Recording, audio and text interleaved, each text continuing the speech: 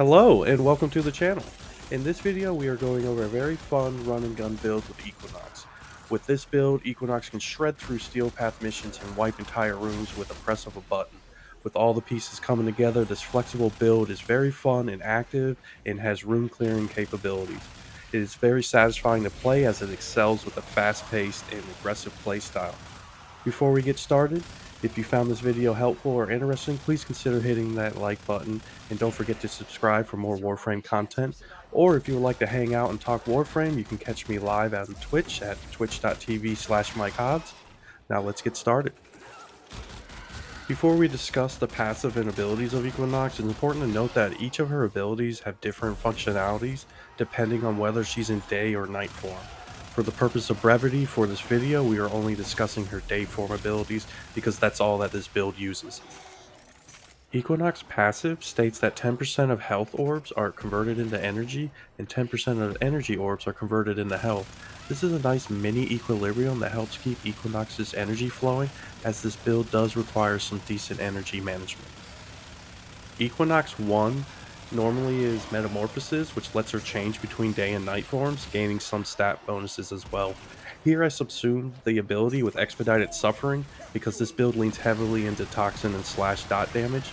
It's important to note when you subsume over her one, Equinox's form cannot change, and her active form will be dictated by her emissive color, light for day, dark for night. Since I am only using day form abilities, I put a light emissive on and I don't have to worry about her form. So I use Expedited Suffering to condense all Toxin and slash ticks into one big damage instance here. Rest and Rage is Equinox's second ability, with Rage being the day form part. This ability makes targets more vulnerable to damage. This helps with tanky single target damage if Equinox needs a boost to her damage output. Moving on, Pacify and Provoke is her third ability. For the day form, Provoke increases ability strength for Equinox and her allies. I always keep this active, as with my current setup, this is essentially a free 50% ability strength increase. Lastly, Mend and Maim is Equinox's fourth, with Maim being the day form ability. When cast, Equinox creates an aura of slash damage around her, inflicting any enemies within the radius with slash ticks. Additionally, the damage dealt to slain enemies is stored and then unleashed when 4 is activated again. While active, it does drain energy, so you do want to keep an eye on your energy so you don't miss out on releasing stored damage.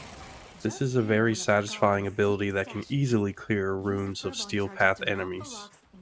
Now that we have all of Equinox's abilities discussed, let's take a look at the mod setup for this build. For my mods, here we begin with the Corrosive Projection Aura for a bit of armor strip. Adaptation, Redirection, and my companion will handle most of my defenses, and the rest are stat boosting mods for the most part. I'm leaning into duration, range, and strength here for this build. As I mentioned before, this build will go through energy very quickly, so I'm using Equilibrium in tandem with Equinox's passive.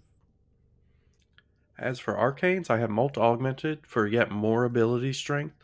The other arcane I'm using is Arcane Energize to further help maintain a large energy pool to keep Equinox's abilities going.